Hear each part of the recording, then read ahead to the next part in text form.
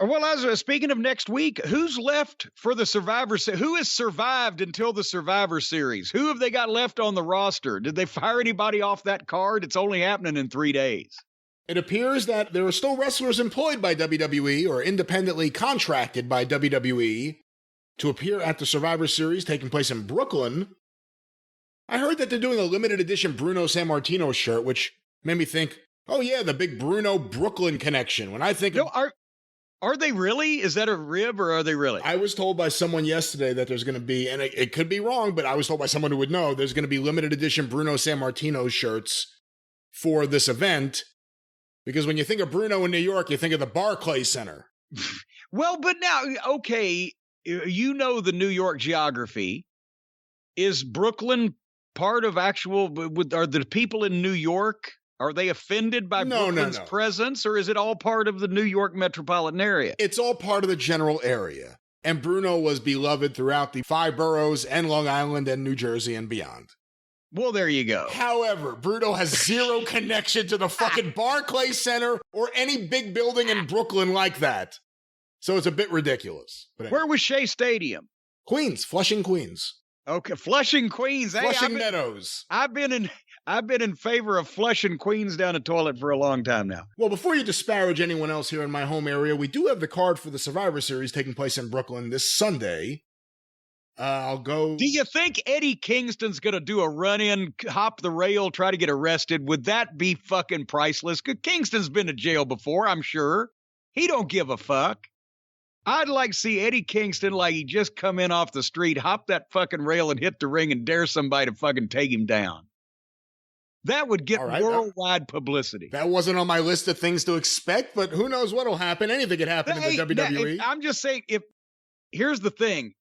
If he's a great self-promoter, remember Terry Funk, he had the idea to chain himself to the fucking goalpost at the Super Bowl. That's right. Well, it is right up Kingston's alley. It's his people. They're in Brooklyn. The bums. He could come in dressed like he just come off the fucking subway in Brooklyn or whatever that New York shit is you got up there. He's from Yonkers. Well, Yonkers, Brooklyn, it's close. He's a working class man of the people in New York. He could hop that rail, hit the ring, and just say, here I am, somebody take me down. Of course, he'd probably pick his spot where he wouldn't do it in certain matches. If Brock Lesnar was involved or somebody with that type of pedigree, but if he had the right match, it could get interesting. And then they could haul him off to jail. He'd spend the night in jail. Kingston's a badass. Guys, use T-shirt with the mugshot? Yes, sell the T-shirt with the mugshot. I survived the Survivor Series. You never know what. This could be a big fucking thing. Talk about taking a tank over to fucking WCW. This could be a big fucking deal. And it'd be part of their own medicine. He could say he's doing it in the name of Bruno. Yes, how dare you insult the heritage of our Italian hero up here in New York. Well, here are the matches for this big event. Eddie, hey, I'm telling you, this would be a big deal if you did this. I'm just me to you. So I'm going to say, Eddie, don't do it. Too many people are going to think it's an angle because of the Enzo thing at MSG a couple years ago. Well, it won't be an angle when they see him punching those cops in the face. He can't punch the cops. Punch the wrestlers is one thing. He's not going to be punching cops. Well, I guarantee you, Eddie'd get carried away. And if he'll get carried away, all right, the Rikers. If he punched a cop in the face, the people would fucking hit the ring and help him. He'll be in the tombs. And now we get some people coming over the ring. Huh? No, he'll be in the tombs so fast. I don't think you could be slugging cops. There aren't too many wrestling angles I can think of ever where they just started beating up the police. Dick the Bruiser in Madison Square Garden, 1957. The riot with Dr. Jerry Graham. The eyewitness testimony, it made front page of the newspaper, said that everybody got in the ring, whether it was fans or police, either one, Dick the Bruiser would toss him right back out. Not an angle, an actual riot where people were afraid they were going to die. Yes. Well, that's what Kingston's going to cause a riot, by God. All right, well, hope Eddie appreciates this fantasy booking here, Jim. What's the card? Here is the card for the Survivor Series. For the, champion versus champion. The United States champion, Damien Priest, versus the Intercontinental champion, Shinsuke Nakamura with Rick Boogs. Oh, boy. A lot of people are going to say, well, you guys haven't even been watching the WWE TV shows. Well, that's because they've been so boring and they suck so bad. So we're not going to pretend that we're going to do an in-depth dissertation on the backstories of these matches or the angles or whatever. Just, do we want to see this match or not? And the answer is anything involving Booger, I'm going to skip. I love Damien Priest, but it's just, Shaky Nakamura, they do have some type of medication that prevents those convulsions that he goes through. I wish they'd get his medicine somehow straightened out, but do you give a shit? Damien Priest, who should be a top superstar, he's got the size, he's got the talk, he's got the attitude. From what we saw of him, he can handle his end on the work, and he's diddling around with Shinsuke and Booger. I have been a big Shinsuke fan when he was in New Japan, but at this point, I don't want to see him anymore in WWE, so I agree. I kind of don't want to see that match. He looks like the heel henchman in a Raymond Chow Golden Harvest Kung Fu flick from 1973. I'm a big Shaw Brothers fan myself, but let's get to the next match here. RK Bro, Randy Orton and Riddle, the Raw Tag Team Champions, versus the Usos, Jimmy and Jay, the SmackDown Tag Team Champions. So it's all title versus title from the various champions from the various fields. I mean, we've said the Usos are an okay tag team. I honestly, as far as their work, to be quite frank, I think that their predecessors in the family, the Samoan SWAT team, Samu and Fatu, their work was better because it was more believable. They had better size and seemed to make a little bit more sense, even though they were hard to work with because you had to have their match with them. And especially when the Midnight Express were baby faces and trying to have the Samoans match, it was brutal because you had to have their match. But the Usos as flunkies for Roman Reigns, I've been okay with, but I haven't seen a lot of their tag team matches tear the house down. And having said that, I wish, could we start a GoFundMe where Randy Orton will just turn to the idiot standing next to him and turn him upside down and drop him on his head over and over until all the birds fly out of his ass? I believe we recently discovered they were ass pigeons. Yes.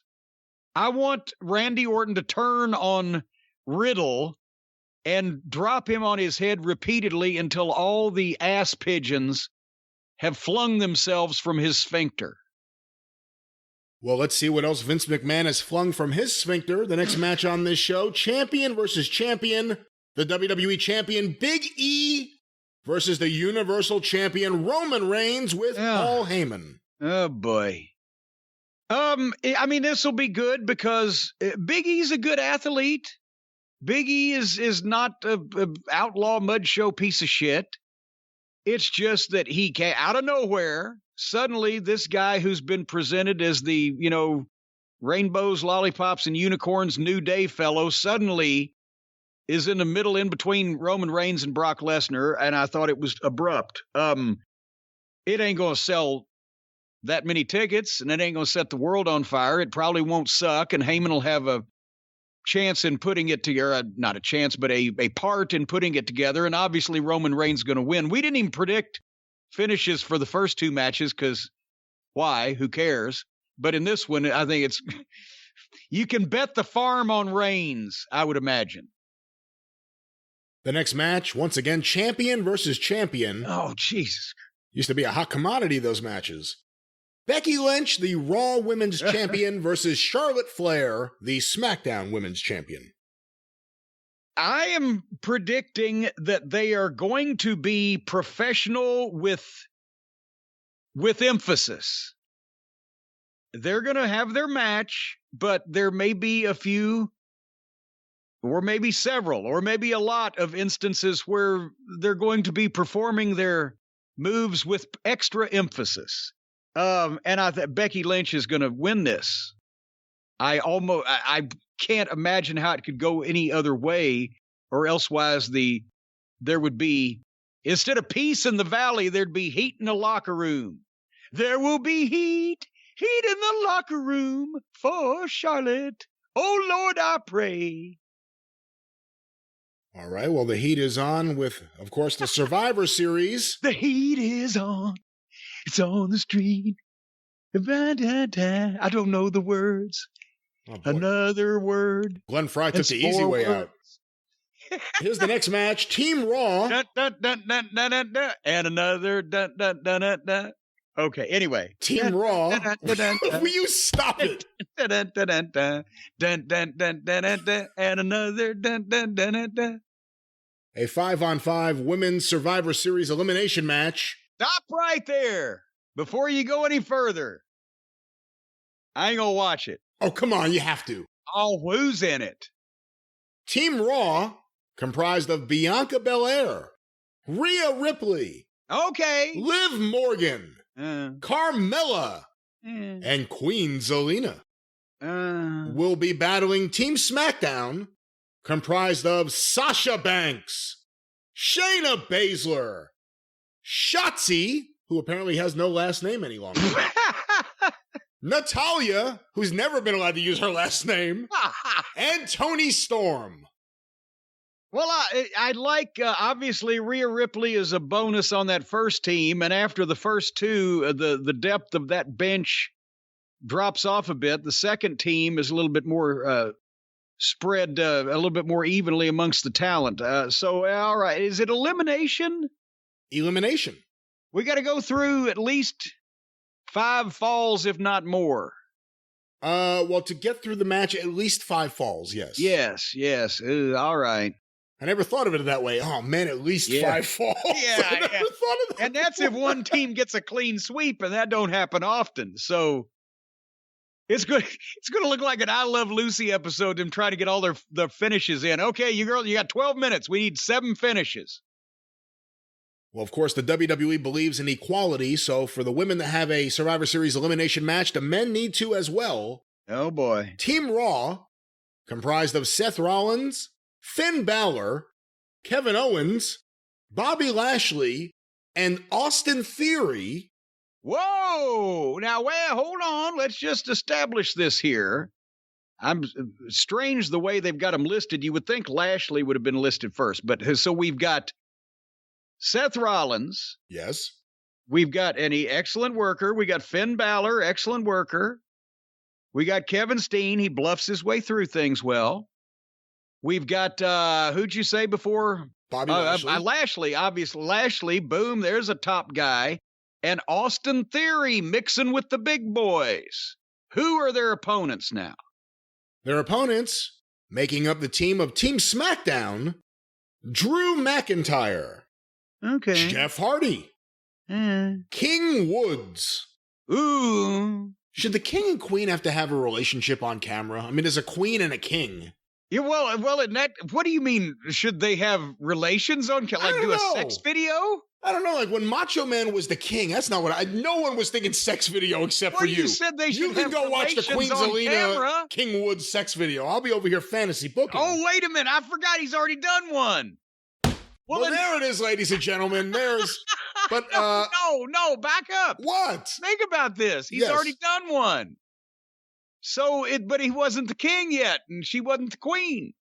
So now you're saying that the new king should have relations with the new queen on their television program, or at least be aligned together, the king and the queen, but to know each other in the biblical sense. Let me finish up this team: King Woods. Happy Corbin with Madcap Moss, and a to be announced. Oh, boy. So wait a minute. So let's back up again. We've got Drew McIntyre. He's been used as a top guy. He's, big guy. It's. I think once that they pushed him and then they beat him, that took the bloom off of that, but it ain't bad. It's a name or some star power there. And then the second name was, after Drew, Jeff Hardy. Jeff Hardy. Jeff is a name. Jeff has star power, but Jeff is beat up and a little bit older now, and I don't know that first team, there's so many guys that can go there. Lashley, Austin Theory, Rollins, Balor. I'm not seeing this second team is not adding up to who else was after that? The King? King Woods. Again, as I mentioned, and I don't dislike this kid. I've met him, worked with him when he was in TNA, Consequences Creed, many years ago. But as I said at the time, at least now Mabel has all the heat off of him because they just decided to make Xavier Woods King of the Ring out of nowhere when he's a tag team guy suddenly, boom. Anyway, all right, and then Baron Corbin. No. Happy Corbin. They say ignorance is bliss, then he must be ecstatic. And, of course, Madcap will be along ringside. And then the final piece of this equation. To be announced. I hope they're going to announce that they have reanimated Buddy Rogers back from the grave to make up for the deficiencies on the secondary team there. Me too, because they'll probably hold them up in the back. Either that or do a slip and fall. That's right, and sue everyone. Well, there it is.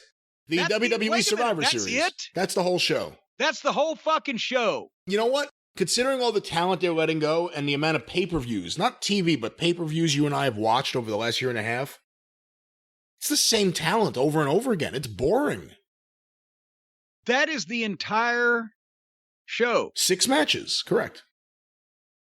I'm not complaining about the number of matches. I'm complaining about the number of matches that actually interest me or anyone else for that matter. All righty then. You know what? That's Sunday night, right? This coming Sunday. Yes, it is. So we are going to report on this on the upcoming Drive-Thru, which is your program. I've heard that. At the first of the week, we'll have the report on what happened on Survivor Series. I'm thinking, and this is Sunday night, it's 8 o'clock Eastern when it starts out. I believe, hold on, let me double check that. It may be 7 sometimes. Let me check. But it's Sunday evening, and it sounds like it's going to be a long night. I think we're going to need to call our friends at WSJ Wine. What do you think? Oh, can they rush deliver a case? That'd be wonderful. I bet you they can because they got the holiday top 12. You know, folks, we've been talking about the WSJ Wine folks and how they choose and curate this great collection of wines from all over the globe. And the holidays are a celebration of togetherness. We'll get together with Survivor Series and a case of wine from WSJ Wine and go through both the Survivor Series and the case all at the same time. The WSJ Wine Discovery Club brings award-winning wines right to your doorstep. And if the mailman has sampled them, he potentially will trip over your doorstep and dump the wine directly into your home. You can get direct access to these small batch, handcrafted wines that you need to try this holiday season. The Last family, as well as the Cornette family, got deliveries of one of these boxes of wine, and they were wonderful, very well received. The holiday top 12, after WSJ Wine tastes over 40,000 wines each year. And boy, I'll tell you what, their wine taster, he's a happy son of a gun. Of course, he's been in a medically induced coma for the last 3 weeks after tasting 40,000 wines this past year. But he selects less than 1%, many of which are award winners. And each wine comes complete with tasting notes and food pairing tips so you can rate your wines, refine your selections, or just sit down with a pay-per-view and chug this stuff directly from the bottle. I would say a bottle to a bottle and a half per match. It will make the Survivor Series more palatable. Folks, you can tell them what you like and what you didn't like. After you get your first box, you can even speak to a personal wine advisor so they can customize your next case. I said box, I should say case of wine. This is not boxed wine. No, it's a case of wine. No, of course not. It's a case. It comes in a big case, and it's actually the actual wine comes in Ziploc bags. So it doesn't. Fresh. Actual wine bottles it comes in. I can't even fucking. God damn it. Buy this wine. It's great. They have wine advisors, including Kevin Nash and Dixie Carter. There you go. Dave Brzezinski. There's 100%. You don't have any hair on your balls if you edit that out. There's 100% satisfaction guarantee. I use Manscaped. If you don't love a wine for any reason, except for early onset male pubic baldness, if you don't love a wine for any reason, you'll receive a refund and you receive a new dozen bottles of wine from WSJ Wine's most talented winemakers every 3 months at about a bottle a week. You can enjoy at your own pace. Or if your pace quickens because of the amount of WWE programming you have to watch, you can always buy more. Anyway, members save at least 20% on every case they choose to take while earning exclusive rewards and VIP upgrades. There's no obligation to continue. The WSJ Wine Discovery Club offers the flexibility to delay delivery, skip a case, cancel anytime. Possibly you can even go and stomp on their grapes in person. They'll just knock. They'll let you in. Folks, now you can try the WSJ Wine Holiday Top 12, plus enjoy 2 bonus bottles. That's 14 bottles of wine and 2 wine glasses for $69.99 plus tax and shipping. All you got to do is text JIM, J-I-M, to 64,000 to get this special offer. Text JIM to 64,000, and you're going to end up with the Holiday Top 12 from WSJ Wine, 2 bonus bottles and 2 wine glasses, $69.99 plus tax and shipping. This stuff is cheaper than Ripple. Terms apply. Available at WSJWine.com/terms.